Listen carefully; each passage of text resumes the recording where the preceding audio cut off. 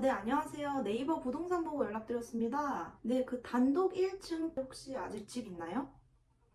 네, 게스트하우스로 찾고 있어요. 그러면 그런 거 좀 취급하시나요?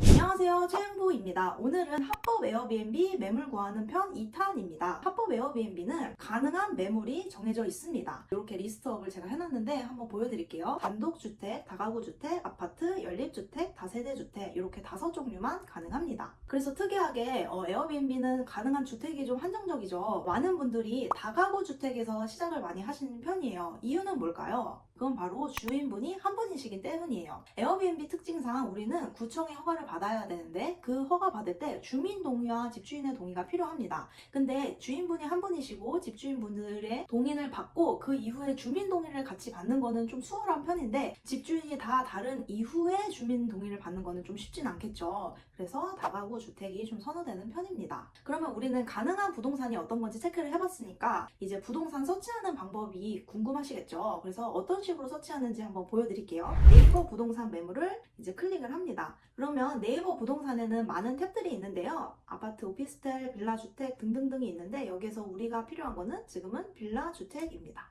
그래서 빌라 연립 체크하시고 단독 다가구 체크하시고 상가주택 체크하시고 월세 체크하시고 보증금 1,000만원에서 2,000만원까지 저는 가용이 가능해서 2,000만원 설정했고요. 월세도 100만원으로 설정을 했습니다. 그리고 면적은 투룸 이상만 가능합니다. 그래서 10평에서 20평으로 설정을 해놨어요. 그리고 나서 이제 서울 마포구 상수동이라고 지금 임의적으로 떠 있어서 이쪽을 한번 봐볼게요. 그래서 이제 빌라 뭐 이렇게 있을 때 쭉쭉쭉 내려서 뭘 좀 체크하시면 되냐면 반려동물 불가합니다. 뭐 이런 것까지는 알겠는데 요거는 우리는 전화하면 안 됩니다. 공동주택으로 에어비앤비 불가합니다. 이런 주택은 이 부동산 중개자 분께서 안 된다고 명시를 해놨기 때문에 전화를 안 하는 거를 추천을 드립니다. 이미 안 된다고 했는데 전화를 걸면 좀 실례겠죠? 이렇게 서치를 하실 때 매물 설명에 어떤 것들이 있는지를 확인을 하셔야 돼요. 에어비앤비 불가하다는 거는 건너뛰고 건축물 용도도 좀 체크를 하셔야 돼요. 건축물 용도에서 근생 이런 것들은 걸으셔야 합니다. 빌라 이렇게 했으면 쭉 보고 여기 내가 적합한 월세랑 매물이네 하고 매물 번호를 확인을 한 다음에 이 부동산 중개자 분에게 전화를 거는 거예요. 제가 어떤 식으로 거는지 아예 매뉴얼화해서 좀 적어놨어요. 그래서 요거를 좀 캡처를 하고 참고를 하시면 좋을 것 같아요. 제가 실제로 전화를 거는 모습을 한번 보여드리도록 하겠습니다.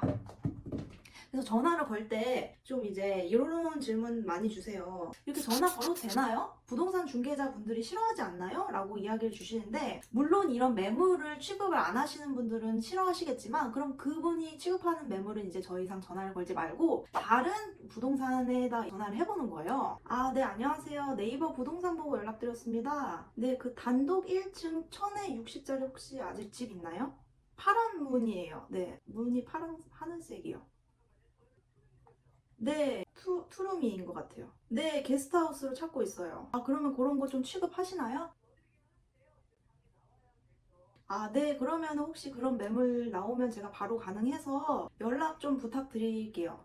네, 감사합니다. 네. 제가 괜찮은 매물이 있어서 1060짜리 단독 1층 집 가능하냐고 여쭤봤더니 지금 바로 혹시 게스트하우스나 쉐어하우스 하려고 하시나요? 라고 여쭤보셨어요. 저 원해요. 라고 말했더니 이 집은 이제 집주인분이 원하진 않는데 이런 물건들을 많이 취급한다고 하세요. 그래서 리스트에다가 넣어주시고 추후에 연락을 주신다고 합니다. 그래서 여러분들 이렇게 일단은 만약에 이렇게 호의적인 부사님을 만나면 번호를 저장을 하고 주기적으로 문자나 전화를 하면 좋겠죠. 당연히 거절 당할 거야, 안 될 거야 라고 생각하지 마시고 전화를 걸다 보면은 매물이 나온다 라고 좀 희망을 갖고 많이 돌려보시면 좋아요. 그래서 제가 했던 방법은 루틴처럼 하루에 10곳 연락을 해보자 라는 식으로 했었습니다. 물론 거기에서 거절하시는 분은 다시 연락은 드리지 않았습니다. 그거는 조금 실례니까요. 이런 식으로 한번 찾아보시면 좋을 것 같아요. 이제 이렇게 주인이 가능하다고 한 매물이 나온다 하면은 바로 보러 가셔야 돼요. 이유는 그 부사님은 그런 게스트하우스나 쉐어하우스 물건을 취급을 하시고 거부감이 없으신 분들인 거거든요. 그럼 그런 거래를 해봤던 경험이 있으신 분들이니까 바로 가신 다음에 실제로 대면을 하고 나서 친분을 쌓고 좀 얘기를 많이 해보고 소통을 해보는 게 좋습니다. 그러면 그 이후에 다른 물건이 나왔을 때도 연락을 주실 가능성이 높아지겠죠. 물어봤을 때는 어떤 것들을 체크하는지 한번 제가 띄워드릴게요.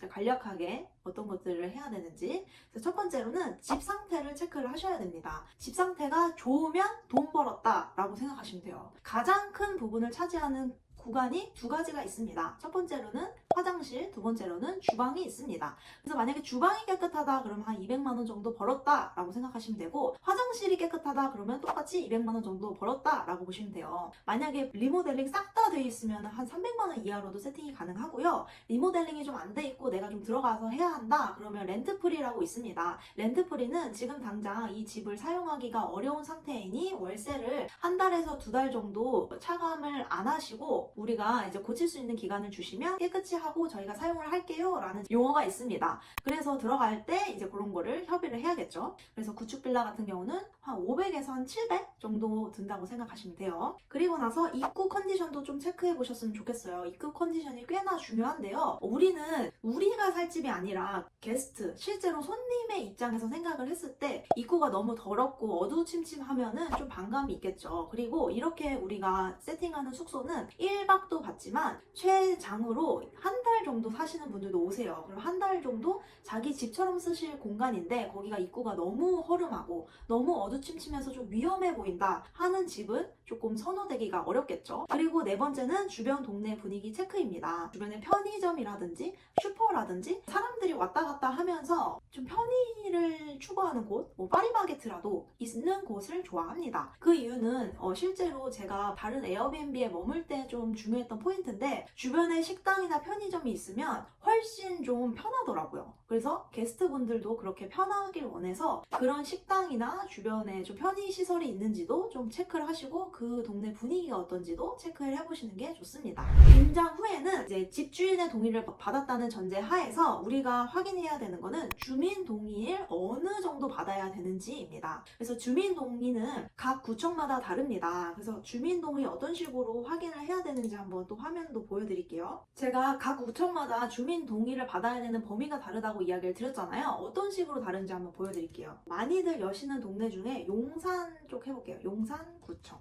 이렇게 용산구청을 검색을 하면 플레이스에 용산구청이 떠요. 얘를 클릭을 하시고 이쪽에 전화번호가 뜨잖아요. 이렇게 여기에다가 전화를 하시면 돼요. 여기에 전화를 하셨을 때는 여기는 대표번호이기 때문에 외국인 도시 민박업 관련 민원 문의 좀 드리려고요. 그쪽 부서로 연결 부탁드립니다 하면 그쪽 부서로 연결을 해줘요. 거기에 계신 주무관님과 연결을 해주는데 그때 여쭤보시면 돼요. 제가 용산구에서 에어비앤비 외국인 도시 민박업 오픈하려고 하는데 집주인 동의는 받았습니다. 주민분 동의 범위가 어떻게 되나요? 근데 용산구청은 제가 이미 알고 있긴 해요. 용산구청은 다가구 기준으로 위아래 양옆집의 동의를 받으면 됩니다. 이게 근데 모든 동네마다 다 달라요. 그 홍대 쪽은 만약에 다세대 주택이면 건물 전체를 받아야 된다고 하더라고요. 그런 식으로 주민 동의 받아야 되는 범위도 체크를 하셔야 됩니다. 그리고 마지막에 가장 중요한 부분, 우리가 이거를 진행을 할 때 꼭 체크해야 될 부분이 하나 있습니다. 불법 건축물인지 아닌지를 체크하셔야 돼요.